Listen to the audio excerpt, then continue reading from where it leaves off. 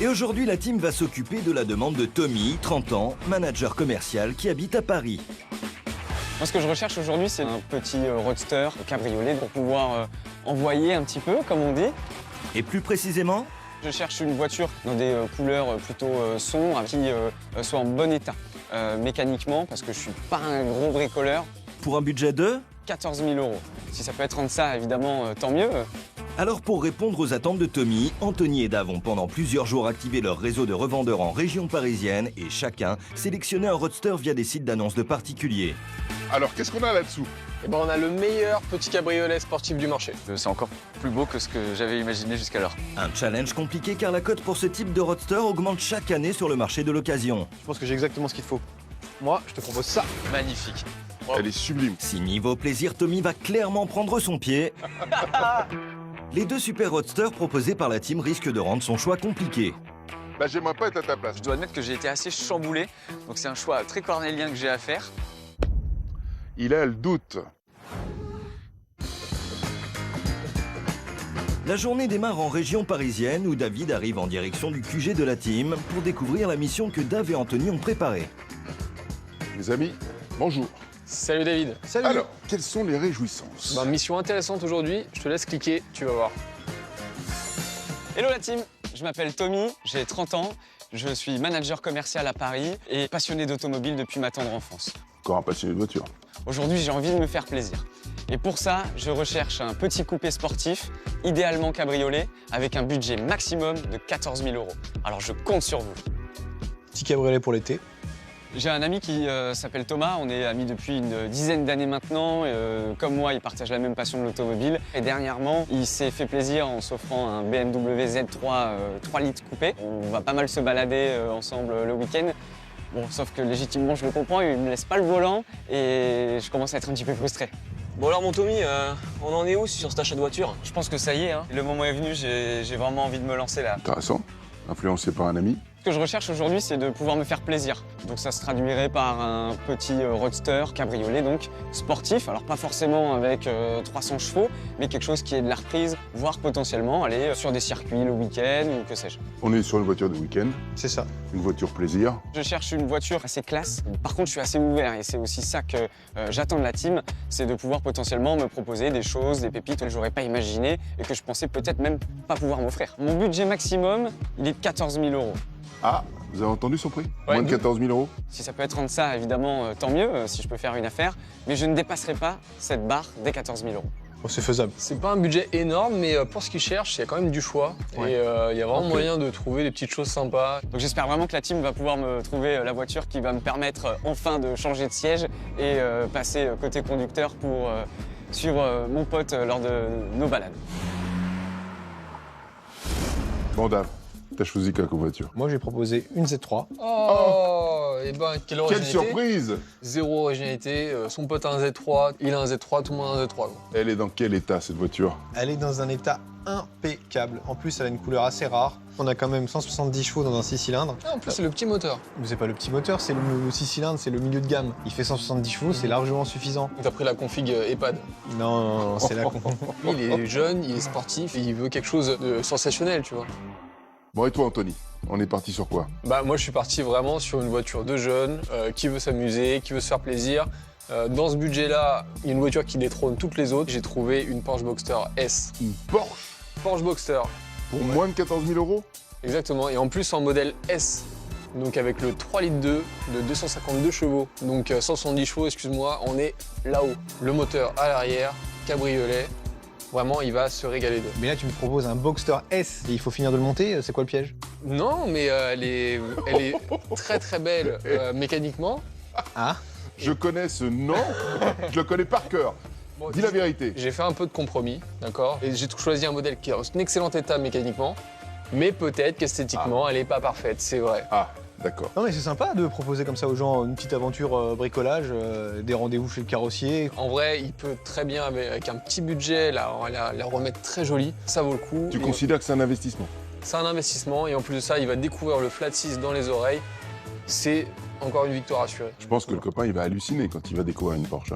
Et en plus, tu vois, son pote a déjà un Z3, il va pas acheter la même voiture que son pote. Je suis sûr que j'ai fait le bon choix. En tout cas, moi, ça a excité ma curiosité. On y va les garçons? On y va. Allez. C'est parti.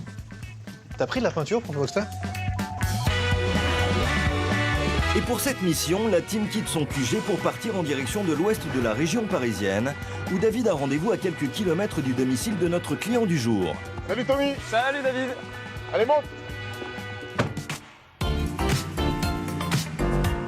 Bon Tommy, tu cherches un roadster. Qu'est-ce qui t'a porté vers ce type de voiture? J'ai envie de me faire plaisir. Depuis tout petit, j'ai envie d'avoir une voiture sportive. C'est aussi le bon moment sur certains modèles de ce type de ne pas rater le coche. Parce que je vois depuis quelques années que c'est des modèles qui grimpent et qu'à un moment donné, peut-être que je pourrais plus le faire et je le regretterais. C'est le moment ou jamais, quoi. Dans quel état tu l'imagines ce véhicule-là? Parce que 13-14 000 euros, c'est déjà un très beau budget. Malgré tout, on peut s'attendre à un peu de vécu, quoi. Ouais, j'en suis conscient. Je cherche plus un modèle dans lequel je vais me sentir bien, où je vais sentir qu'il y a de la reprise. Faut que je sente que je suis dans une voiture sportive et pas juste une décapotable. Je pars pas tête baissée sur des choses très précises. Au contraire, je suis là pour être surpris. D'accord. J'ai hâte de peut-être trouver la perle rare. Ça va être la voiture plaisir. Ouais, clairement, c'est le mot d'ordre, c'est le plaisir.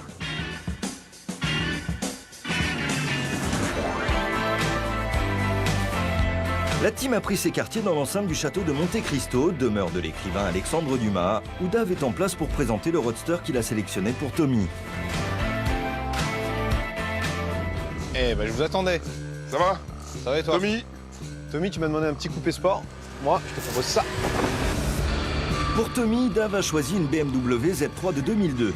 Commercialisé en 1996, ce roadster est le premier véhicule du constructeur allemand fabriqué aux États-Unis. Pendant les 7 années de production, il s'est écoulé près de 300 000 exemplaires dans le monde.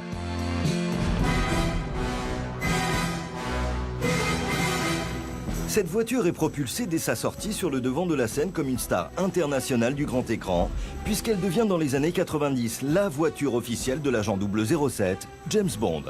Un succès qui aujourd'hui fait de la Z3 un modèle très prisé de la part des collectionneurs et voit logiquement sa cote s'envoler.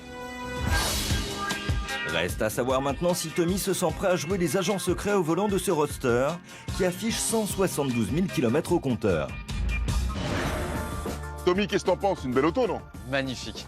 Elle est sublime. Ouais. Ah Bah évidemment, c'est quand même un classique Comment la ça, BMW Z3. évidemment, Bah attends, j'arrive pas à vous amener une saucisse les gars. Saucisse. Là c'est la classe. Ouais. Bah, un des plus beaux designs de BMW pour moi. C'est vraiment un classique de chez classique. On est sur des lignes néo-rétro. C'est vraiment le petit coupé de chasse que je pouvais imaginer quand j'avais évoqué un coupé sportif. Je trouve que là, ça va même un peu au-delà. Ce modèle, il est vraiment impeccable avec sa petite couleur vert Oxford. Et la couleur est magnifique en plus. Donc ça lui donne ce petit côté anglais puisque c'est un roadster d'inspiration anglaise. C'est vrai, elle a un côté très british cette voiture. Elle a un côté classe, sobre. Alors allons voir d'un peu plus près ce côté so British.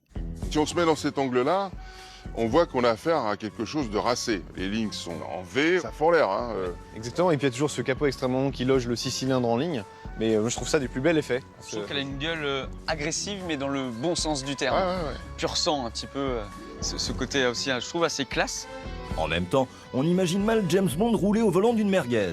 Tout est d'origine, j'ai l'impression. Tout est absolument d'origine. Donc ces petites aides qui sont caractéristiques du Z3. C'est de la déco, ça. Ah oui, c'est clairement de la déco. C'est pas fonctionnel, c'est un rappel de style d'époque, notamment du roadster BMW 507. Et moi je trouve ça du plus bel effet. C'est joli, hein. Oui, j'aime beaucoup. Vraiment, elle a des belles lignes, quoi.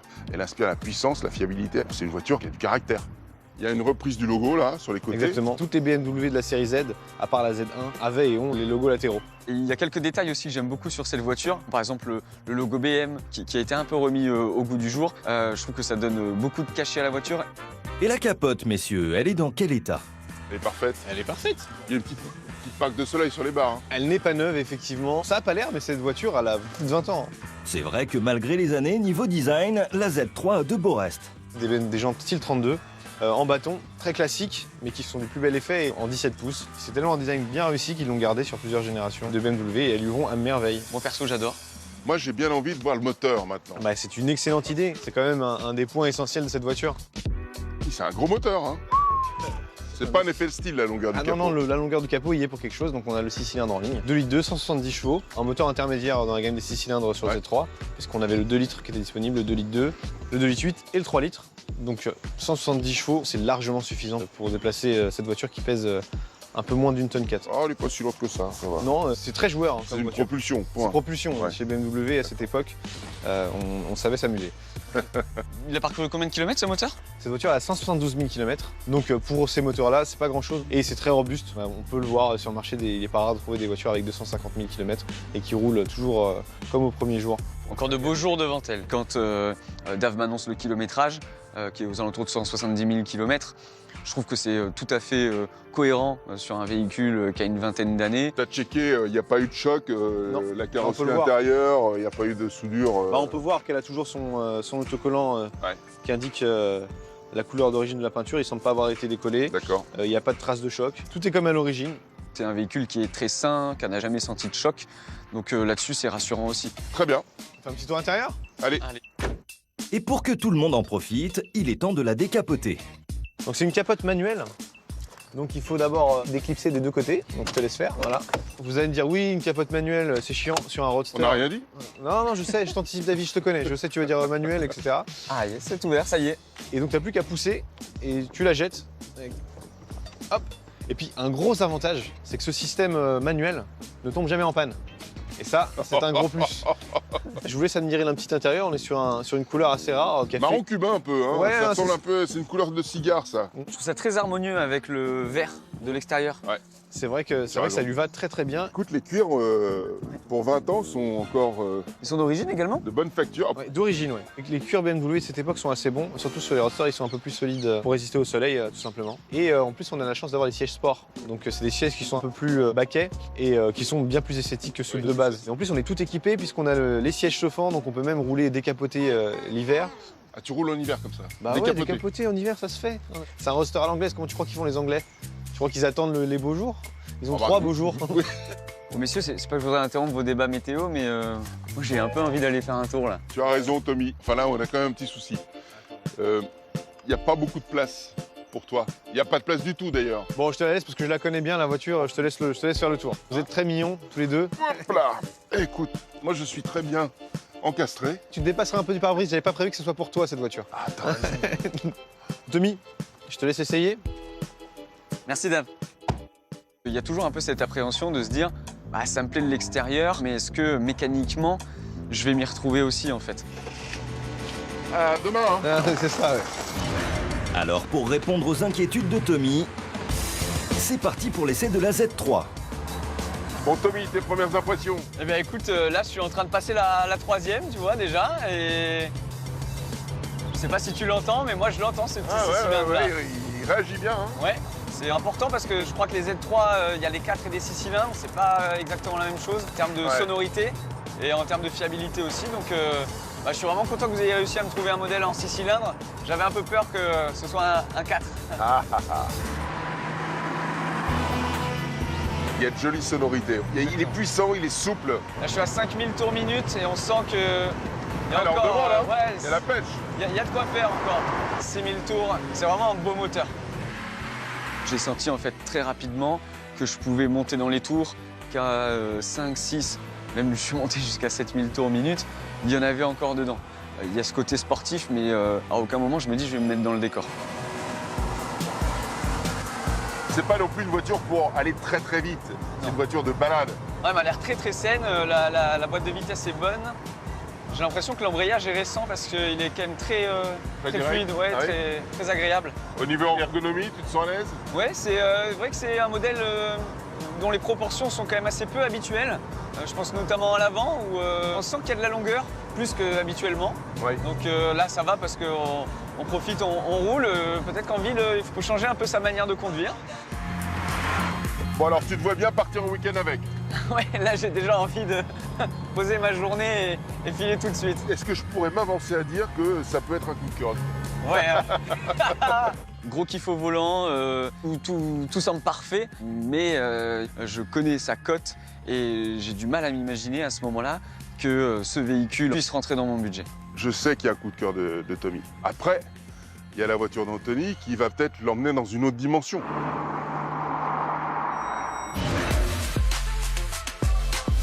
Retour au château de Monte Cristo pour Tommy et David, où Anthony les attend pour dévoiler le roadster qu'il a choisi. C'est nous!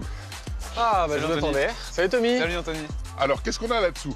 Et ben on a le meilleur petit cabriolet sportif du marché.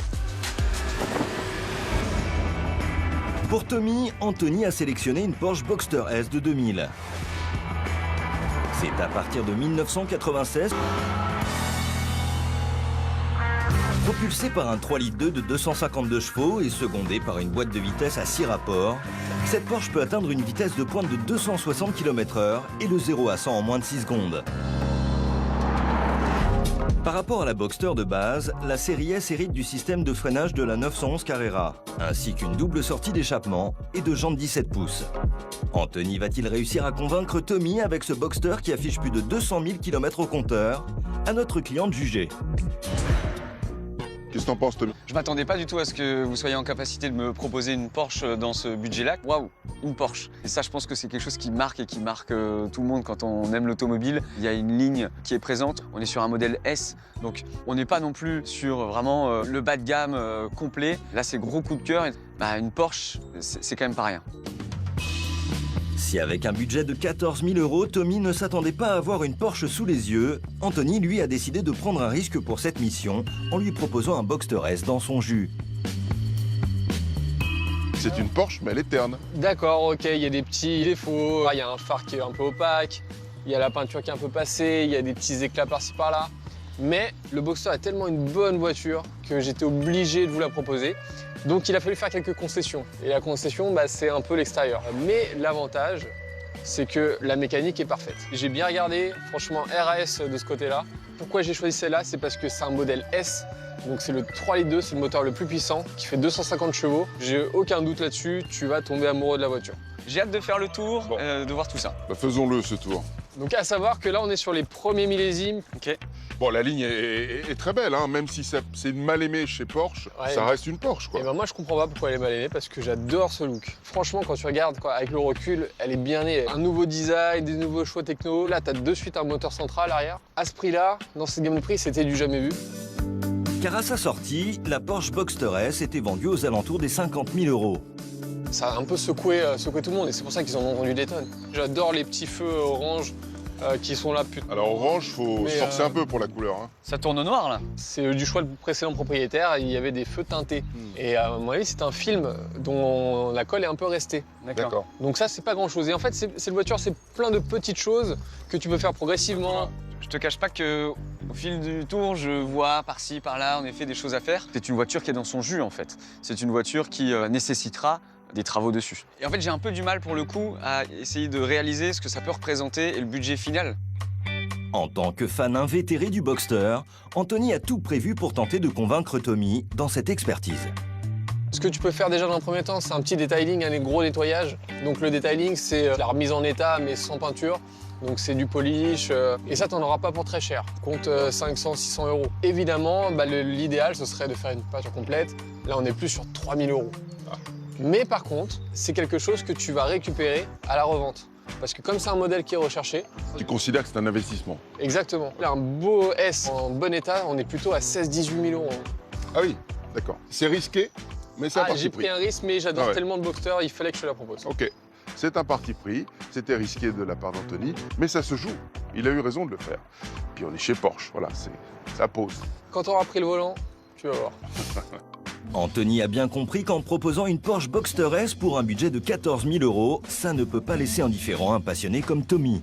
Alors, contact, Ok. tu te déverrouilles là-haut. Ça, c'est bon. Et ensuite, tu as un bouton au niveau de la console. Électrique. C'est pas beau, ça? Et la magie opère. Mais nécessiterait peut-être avec le temps, en effet, d'être un peu retravaillé. T'es quand même chez Porsche, tu retrouves tous les codes. T'as le petit volant 3 branches avec l'emblème, t'as les compteurs ronds, à fond blanc. T'as quand même une finition qui était en progrès pour l'époque. Le flat 6 en 3,2 litres, tu te trouveras pas mieux. Quand Tommy s'assoit, il est dans l'univers Porsche, avec toute l'ergonomie. On est dans une dimension supérieure au Z3. On serait dans une 911 ou dans un Boxster qu'on n'y verrait pas la différence. C'était les mêmes tableaux de bord, effectivement. Et ça, c'est assez agréable. Donc moi, ça me donne qu'une envie, messieurs, c'est d'essayer Ah ça. bah alors là- Je sens que j'ai un peu une bête de course entre les mains. Donc tout de suite, j'ai envie de me dire, OK, je suis installé. Maintenant, est-ce qu'on pourrait tourner la clé?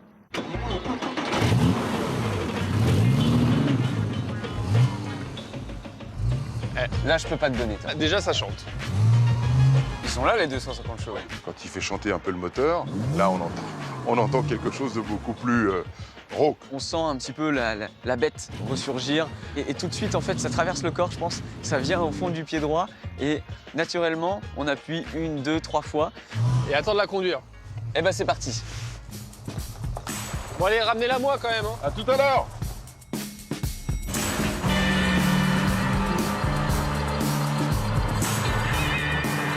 Quelles sont tes premières impressions dans ce Boxster? Les premières impressions elles sont sonores déjà. Ouais. Je sens que je dois hausser le ton pour qu'on puisse arriver à s'entendre davantage. On a le moteur qui est juste là. Hein. Ouais, donc ça on le sent même dans la poussée et l'atmosphère est complètement différente. J'ai vraiment l'impression d'être dans une voiture sportive que je pourrais pour le coup amener par exemple sur un circuit. Bah avec le moteur qui est en position centrale, qui est juste là derrière nous, on a une voiture qui est un peu plus équilibrée. Ouais. Donc elle est posée, je pense que la direction, tu la sens, elle doit être précise. Exactement. On sent qu'on est dans une Porsche. Clairement, il n'y a pas de débat. À ce moment-là, j'ai plus du tout le sentiment de me dire ouais, je suis dans une Porsche super, mais bon, c'est une Boxster. Pas du tout. Là, je suis dans un environnement qui est hyper sportif et c'est ça qui me frappe. On est sur un gabarit qui est au-dessus du Z3. Il y a quand même quasiment 100 chevaux de plus, donc Ouais. à un moment donné, ça fait quand même la différence. Quand ça accélère, bah, t'as l'impression qu'on te pousse dans le dos, quoi. C'est une voiture qui donne des sensations qui sont complètement différentes. Et je sens par contre qu'il y a plus de reprises à des niveaux de tours minutes inférieurs. Plus de couple, Plus de coupe, oui, c'est ça. Même en termes de suspension, c'est plus ferme. on n'est pas dans le roster tranquille, là. Hein. C'est ça. On se fait un peu mieux secouer, là, je pense, ça sent. C'est différent, voilà. On est sur un 6 cylindres à plat de 250 chevaux. Bon, voilà, c'est une gamme au-dessus, quoi. C'est quand même pas la même machine. Anthony a pris le parti d'avoir un véhicule un peu vieillissant au niveau de la carrosserie et de l'aspect, mais d'un niveau mécanique et de performance supérieur. C'est Voilà. clairement une très belle surprise. Je pensais pas dans mon budget qu'une Porsche Boxster pourrait être dans une espèce de shortlist. Là, la Porsche Boxster, pour moi, c'est en fait une voiture qui rentre dans des cases que j'avais pas du tout imaginées, en fait. Quand, comme moi, on aime juste avant tout conduire plutôt que de se faire regarder conduire, bah, c'est une voiture qui convient parfaitement. Une fois qu'on est à l'intérieur, on en oublie quand même aussi les aspects un peu Ouais, extérieurs. voilà. C'est pas un ou deux petits pets sur la carrosserie qui nous le font oublier comme ça. Donc le plaisir, ça, c'est indéniable, il est présent. Quand je ressors de l'essai de ces deux véhicules, je dois admettre que j'ai été assez chamboulé. Il y a une voiture dans laquelle j'ai eu peut-être des confirmations, je pense au Z3, et chamboulé par la Porsche que j'avais jamais eu le plaisir de pouvoir essayer. Et la magie a aussi opéré sur moi à ce moment-là. Donc c'est un choix très cornélien que j'ai à faire.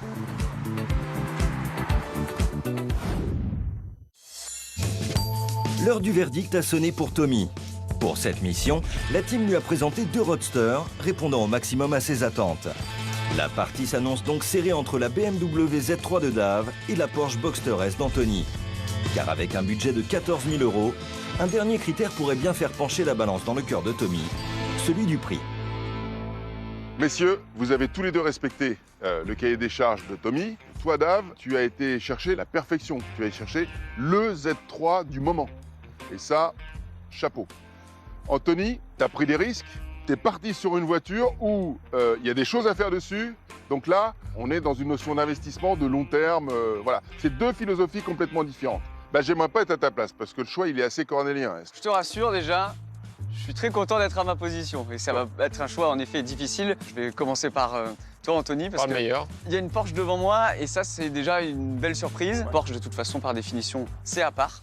Donc voilà, je suis conscient qu'il y a des travaux à faire dessus, mais il y a aussi plein de points positifs. On est sur une belle motorisation, une ambiance qui exprime toute la sportivité et c'est vraiment ce que je recherchais. Donc je voulais savoir à quel prix est-ce que tu me proposes ce Porsche Boxster? Alors, ce Boxster, il est à 13 000 €. Ok. Ce qui te permet de faire déjà les premiers travaux pour la remettre bien. À nouveau, c'est une surprise. Bon, 13 000 €, ça va. Dave, je me tourne vers toi. Donc, on est sur une puissance qui est certes moins élevée, Véhicule. mais un plaisir de conduire qui est dans une autre philosophie, qui est différent en fait. Ce Z3, donc c'est effectivement pas le plus gros 6 cylindres qu'on peut trouver sur ce modèle. Dans cet état, il n'y en a pas beaucoup. Et C'est la configuration préférée dans les EHPAD. Il paraît que Non, c'est mais la top n'importe numéro quoi. Fini de repeindre ta Porsche et après on parle, ok? À quel prix est-ce que tu me proposes ce Z3? Ce Z3 est disponible à 13 800 €. Wow, c'est cher. Non mais non, c'est pas cher. C'est impeccable, il n'y a rien à faire. Là, il repart tout de suite, il en profite. Pour 13 800 €, je pense que c'est une très bonne affaire. Je me dis, ok, on reste dans mon budget, donc ça enlève aussi un peu un poids, mais ça rend parfois aussi le choix encore plus difficile. Maintenant, Tommy, tu as tous les éléments. C'est à toi de prendre ta décision. C'est plus peut-être le cœur qui va parler. Ma décision, elle est prise. Qui d'Anthony ou Dave va remporter cette mission? Tommy va-t-il craquer pour une des deux voitures? À lui maintenant de décider. Je vais jeter mon dévolu sur le Z3, dont j'ai eu un gros coup de cœur, aussi bien en termes d'esthétique D'accord. que de plaisir de conduire. Normal. Non, c'est il n'y a normal. rien de normal. Tommy, je comprends pas. Je comprends pas. Ça t'a rien fait, le flat 6 dans les oreilles. Il veut conduire et profiter d'un truc élégant, prêt à conduire et indémodable. Non, mais ou alors tu fais pas ton âge, Tommy, peut-être. Je sais pas, je comprends pas. Tommy, tu regrettes pas? T'es content de ton choix? T'es sûr? Ouais, pas une seule seconde. Je le sens, je le sais, c'est celle-ci. Elle est faite pour moi et j'ai hâte de repartir avec. C'est un choix qui lui correspond aujourd'hui. Il n'a pas forcément envie de beaucoup de chevaux pour l'instant, même s'il y a goûté. Vaut mieux démarrer calmos et puis monter en gamme après. Je suis super heureux, propriétaire d'un Z3. Gros kiff, là j'avoue que j'ai hâte d'être ce week-end, aller me faire un petit rassemblement avec mon pote Thomas, qu'on a cruisé un peu à deux en Z3.